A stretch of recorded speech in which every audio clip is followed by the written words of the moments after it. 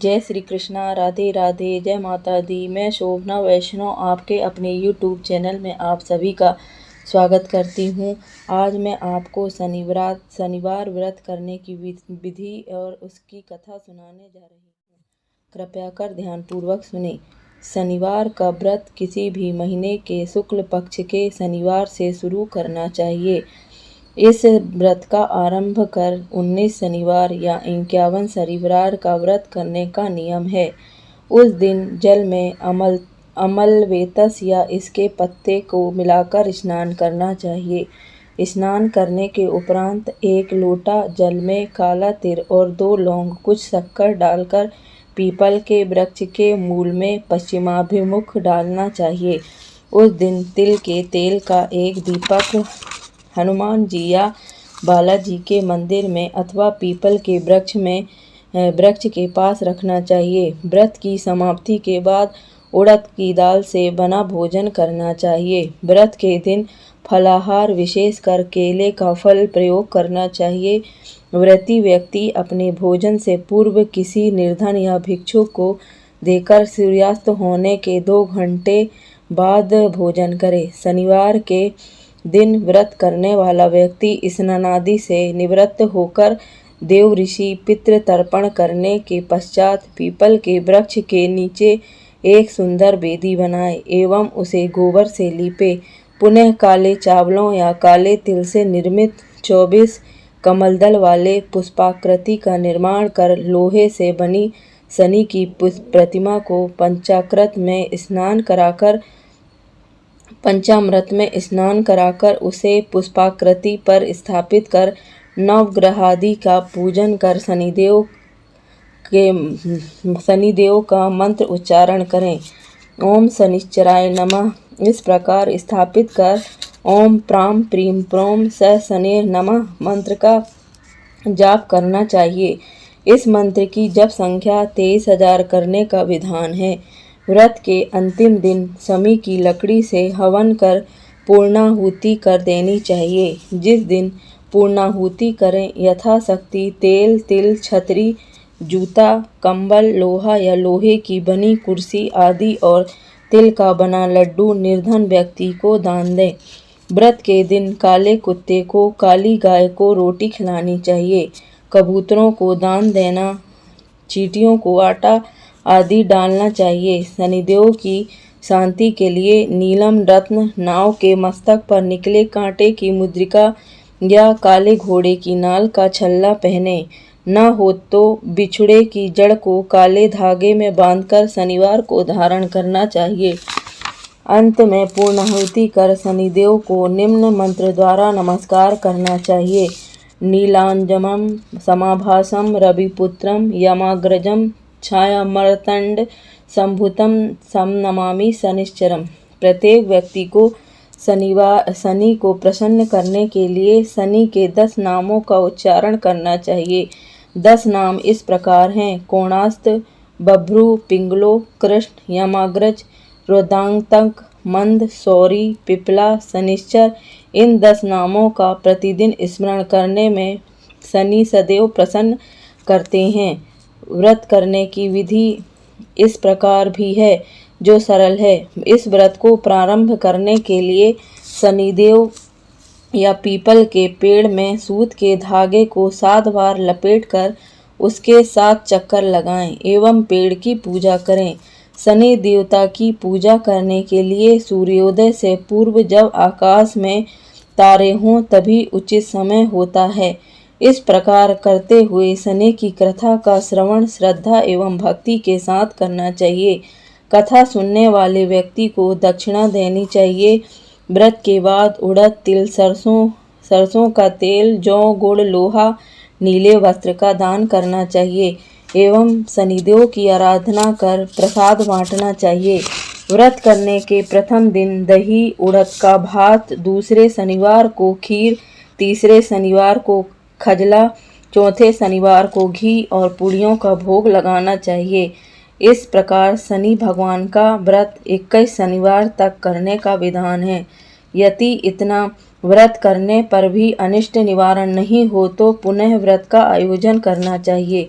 व्रत के दिन सूर्योदय से पूर्व जब आकाश में तारे हों, स्नानादि से निवृत्त होकर काले रंग के स्वच्छ तथा नए वस्त्र धारण कर आराधना के लिए ऐसे स्थान पर बैठे जहां आराधना में किसी प्रकार की बाधा व्यवधान उपस्थित न हो, जहां कोई आता जाता न हो। जो स्थान आपने साधना के लिए चुना है वह स्वच्छ हो, वहां स्वच्छ वायु का संचरण हो। यदि कमरा हो तो वह सामग्री आदि एकत्र कर श्री शनि भगवान की प्राण प्रतिष्ठा कर ओम सम शनिश्चराय नमः अथवा ओम प्राम प्रीम प्रोम स शनिये नमः का जप 23,000 की संख्या में करें। जप पूर्ण करने पर हवन आदि करें। व्रत की विधि। शनिवार व्रत की विधि। एक समय सूर्य, चंद्रमा, मंगल, बुध, बृहस्पति, शुक्र, शनि, राहु और केतु इन ग्रहों में आपस में झगड़ा हो गया कि हम सब में सबसे बड़ा कौन है। सब अपने आप को बड़ा कहते हैं। जब आपस में कोई निश्चय न हो सका तो सब के सब आपस में झगड़ते हुए इंद्र के पास गए और कहने लगे कि आप सब देवताओं के राजा हो, इसलिए आप हमारा न्याय करके बतलाओ कि हम नवों ग्रहों में सबसे बड़ा कौन है। राजा इंद्र इनका प्रश्न सुनकर घबरा गए और कहने लगे कि मुझमें यह सामर्थ्य नहीं जो किसी को बड़ा या छोटा बतलाऊं। मैं अपने मुख से कुछ नहीं कह सकता हूँ। हाँ, एक उपाय हो सकता है। इस समय पृथ्वी पर राजा विक्रमादित्य दूसरों के दुखों का निवारण करने वाला है, इसलिए तुम सब मिलकर उन्हीं के पास जाओ, वही तुम्हारे दुखों का निवारण करेंगे। ऐसा वचन सुनकर सभी ग्रह देवता चलकर भूलोक में राजा विक्रमादित्य की सभा में जाकर उपस्थित हुए और अपना प्रश्न राजा के सामने रखा। राजा उनकी बात सुनकर बड़ी चिंता में पड़ गए कि मैं अपने मुख से किसको बड़ा और किसको छोटा बतलाऊं। किसको छोटा बतलाऊं वही क्रोध करेगा। परंतु इनका झगड़ा निपटाने के लिए एक उपाय सोचा कि सोना, चांदी, कांसा, पीतल, सीसा, रांगा, जस्ता, अभ्रक और लोहा नवों धातुओं के 9 आसन बनवाए। सब आसनों को क्रम से जैसा सोना सबसे पहले और लोहा सबसे पीछे बिछाए गए। इसके पश्चात राजा ने सब ग्रहों से कहा कि आप सबने अपने अपने आसनों पर बैठिए। जिसका आसन सबसे आगे वह सबसे बड़े और जिसका आसन सबसे पीछे वह सबसे छोटा जानिए। क्योंकि लोहा सबसे पीछे था और वह शनिदेव का आसन था, इसलिए शनिदेव ने समझ लिया कि राजा ने मुझको सबसे छोटा बना दिया। इस पर शनि का बड़ा क्रोध आया और कहा कि राजा तू मेरे पराक्रम को नहीं जानता। सूर्य एक राशि पर 1 महीना, चंद्रमा 2.25 दिन, मंगल 1.5 महीना, बृहस्पति 13 महीने, बुध और शुक्र 1 महीने, परंतु मैं एक राशि पर 2.5 अथवा 7.5 साल तक रहता हूँ। बड़े बड़े देवताओं को भी मैंने भीषण दुख दिया है। राजन सुनो, राम जी को 7.5 आई और वनवास हो गया और रावण पर आई तो राम और लक्ष्मण ने सेना लेकर लंका पर चढ़ाई कर दी, रावण के कुल का नाश कर दिया। हे राजा, अब तुम सावधान रहना। राजा कहने लगा कि जो कुछ भाग्य में होगा देखा जाएगा। उसके बाद अन्य ग्रह तो प्रसन्नता के साथ चले गए, परंतु शनिदेव बड़े क्रोध के साथ वहां से सिधारे। कुछ काल व्यतीत होने पर जब राजा को 7.5 की दशा आई तो शनिदेव घोड़ों के सौदागर बनकर अनेक सुंदर घोड़ों के सहित राजा की राजधानी में आए। जब राजा ने सौदागर के आने की खबर सुनी तो अपने अश्वपाल को अच्छे अच्छे घोड़े खरीदने की आज्ञा दी। अश्वपाल ऐसी अच्छी नस्ल के घोड़े को देखकर और उनका मूल्य सुनकर चकित हो गया और तुरंत ही राजा को खबर दी। राजा उन घोड़ों को देखकर एक अच्छा सा घोड़ा चुनकर सवारी के लिए चढ़ गया। राजा को घोड़े की पीठ पर चढ़ते ही घोड़ा जोर से भागा। घोड़ा दूर तक बड़े जंगल में जाकर राजा को छोड़कर अंतर्ध्यान हो गया। इसके बाद राजा अकेला जंगल में भटकता फिरता रहा। बहुत देर के पश्चात राजा ने भूख और प्यास से दुखी होकर भटकते भटकते एक ग्वाले को देखा। ग्वाले ने राजा को प्यास से व्याकुल हो देखकर पानी पिलाया। राजा की उंगली में एक अंगूठी थी, वह उसने निकालकर प्रसन्नता के साथ ग्वाले को दे दी और शहर की ओर चल दिया। राजा शहर में पहुंचकर एक सेठ की दुकान पर जाकर बैठ गया और अपने आप को उज्जैन का रहने वाला तथा अपना नाम बीका बतलाया। सेठ ने उसको एक कुलीन मनुष्य समझकर जल आदि पिलाया। भाग्यवश उस दिन सेठ की दुकान पर बिक्री बहुत अधिक हुई। तब सेठ उसको भाग्यवान पुरुष समझकर भोजन कराने के लिए अपने साथ ले गया। भोजन करते समय राजा ने आश्चर्य की बात देखी कि खूंटी पर हार लटक रहा है और वह खूंटी उस हार को निगल रही है। भोजन के पश्चात कमरे में आने पर जब सेठ को कमरे में हार न मिला तो सबने यही निश्चय किया कि सिवाय बीका के और कोई उस कमरे में नहीं आया। अतः अवश्य ही उसी ने हार चुरा लिया, परंतु बीका ने हार लेने से मना कर दिया। इस पर 5-7 आदमी इकट्ठे होकर उसको फौजदार के पास लाए। फौजदार ने उसको राजा के सामने उपस्थित कर दिया और कहा कि ये आदमी तो भला प्रतीत होता है, चोर मालूम नहीं होता, परंतु सेठ का कहना है कि इसके सिवाय और कोई घर में आया ही नहीं, अवश्य ही इसी ने चोरी की है। तब राजा ने आज्ञा दी कि इसके हाथ पैर काटकर चौरंगिया किया जाए। राजा की आज्ञा का तुरंत पालन किया गया और बीका के हाथ पैर काट दिए गए। इस प्रकार कुछ काल व्यतीत होने पर एक तेली उसको अपने घर ले गया और कोल्हू पर उसको बिठा दिया। बीका उस पर बैठा हुआ अपनी जुबान से बैल और कोल्हू पर अपनी जुबान से बैल हाँकता रहा। शनि की दशा समाप्त हो गई और एक रात को वर्षा ऋतु के समय वह मल्हार राग गाने लगा। उसका गाना सुनकर उस शहर के राजा की कन्या उस राग पर मोहित हो गई और दासी को खबर लाने को भेजा कि शहर में कौन गा रहा है। दासी सारे शहर में फिरती फिरती क्या देखती है कि तेली के घर में चौरंगिया राग गा रहा है। दासी ने महल में आकर राजकुमारी को सब वृतांत सुना दिया। बस उसी क्षण राजकुमारी ने अपने मन में यह प्रण कर लिया, चाहे कुछ हो, मैंने इस चौरंगिया के साथ विवाह करना है। प्रातः काल होते ही जब दासी ने राजकुमारी को जगाना चाहा तो राजकुमारी अनशन व्रत लेकर पड़ी रही। तब दासी ने रानी के पास जाकर राजकुमारी के न उठने का वृतांत कहा। रानी ने तुरंत ही वहां पर आकर कुमारी को जगाया और उसके दुख का कारण पूछा तो कुमारी ने कहा कि माता जी, मैंने यह प्रण कर लिया है कि तेली के घर में जो चौरंगिया है उसी के साथ विवाह करूंगी। माता ने कहा, पगली, यह क्या बात कर रही है? तुझको किसी देश के राजा का साथ फरनाया ब्याह जाएगा। कन्या कहने लगी कि माता जी, मैंने अपना प्रण कभी नहीं तोड़ूंगी। माता ने निश्चिंतित होकर यह बात राजा को बताई। जब महाराज ने भी आकर यह समझाया कि मैं अभी देश देशांतर में अपने दूत भेजकर सुयोग्य, रूपवान एवं बड़े से बड़े गुणी राजकुमार के साथ तुम्हारा विवाह करूंगा, ऐसी बात तुमको कभी नहीं विचारनी चाहिए। कन्या ने कहा, पिताजी, अपने प्राण त्याग दूंगी परंतु दूसरे से विवाह नहीं करूंगी।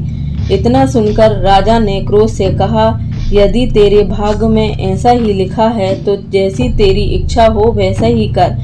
राजा ने तेली को बुलाकर कहा कि तेरे घर में जो चौरंगिया है उसके साथ मैं अपनी कन्या का विवाह करना चाहता हूँ। तेली ने कहा कि यह कैसे हो सकता है? कहाँ आप हमारे राजा और कहाँ मैं एक नीच तेली। परंतु राजा ने कहा कि भाग्य लिखे को कोई टाल नहीं सकता, अपने घर जाकर विवाह की तैयारी करो। राजा ने उसी समय तोरण और बंद वार लगवाकर अपनी राजकुमारी का विवाह चौरंगी विक्रमादित्य के साथ कर दिया। रात्रि को जब विक्रमादित्य और राजकुमारी महल में सोए तो आधी रात के समय शनिदेव ने विक्रमादित्य को स्वप्न में कहा कि राजा, कहो, मुझको छोटा बतलाकर तुमने कितना दुख उठाया। तब राजा ने क्षमा मांगी। शनिदेव ने प्रसन्न होकर विक्रमादित्य को हार फेर दिया। अब राजा ने कहा, महाराज मेरी प्रार्थना स्वीकार करें कि जैसा दुख आपने मुझे सौंप दिया ऐसा और किसी को न दें। शनिदेव ने कहा कि तुम्हारी यह प्रार्थना स्वीकार है। जो मनुष्य मेरी कथा सुनेगा या कहेगा उसको मेरी दशा में कभी किसी प्रकार का दुख नहीं होगा, और जो नित्य ही मेरा ध्यान करेगा या चींटियों को आटा डालेगा उसके सब मनोरथ पूर्ण होंगे। इतना कहकर शनिदेव अपने धाम को चले गए। राजकुमारी की आंखें खुली और उसने राजा के हाथ पांव देखे तो आश्चर्य को प्राप्त हुई। उसको देखकर राजा ने अपना समस्त हाल कहा कि मैं उज्जैन का राजा विक्रमादित्य हूँ। यह बात सुनकर राजकुमारी अत्यंत प्रसन्न हुई। प्रातःकाल राजकुमारी से उसकी सखियों ने पूछा तो उसने अपने पति का समस्त वृतांत कह सुनाया। तब सबने प्रसन्नता प्रकट की और कहा कि ईश्वर ने आपकी मनोकामना पूर्ण कर दी।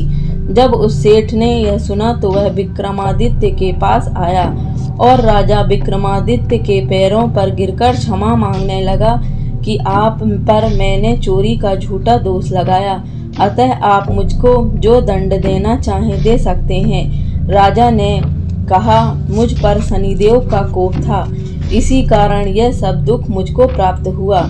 इसमें तुम्हारा कोई दोष नहीं है। तुम अपने घर जाकर अपना कार्य करो। सेठ बोला कि मुझे तभी शांति होगी जब आप मेरे घर चलकर प्रीति पूर्वक भोजन करोगे। राजा ने कहा कि जैसी आपकी मर्जी हो वैसा करें। सेठ ने अपने घर जाकर अनेक प्रकार के सुंदर भोजन बनवाए और राजा विक्रमादित्य को प्रीति भोज दिया। जिस समय भोजन कर रहे थे एक अत्यंत आश्चर्य की बात सबको दिखाई दी। जो खूंटी पहले हार निगल गई थी वह अब हार उगल रही है।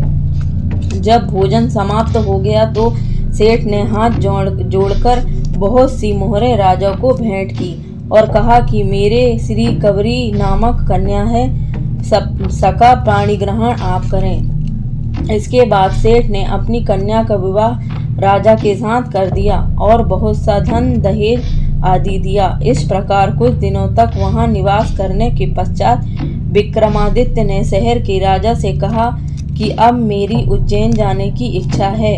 फिर कुछ दिन के बाद विदा लेकर राजकुमारी मनभावनी सेठ की कन्या श्रीकवरी तथा दोनों जगह के दहेज में प्राप्त अनेक दास दासी रथ और पालकियों सहित विक्रमादित्य उज्जैन की तरफ चले।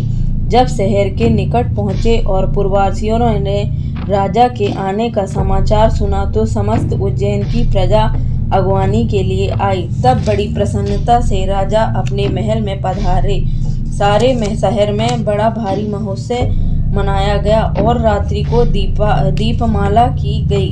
दूसरे दिन राजा ने शहर में यह सूचना कराई कि शनिश्चर देवता सब ग्रहों में सर्वोपरि हैं। मैंने उनको छोटा बतलाया, इसी से मुझको यह दुख प्राप्त हुआ।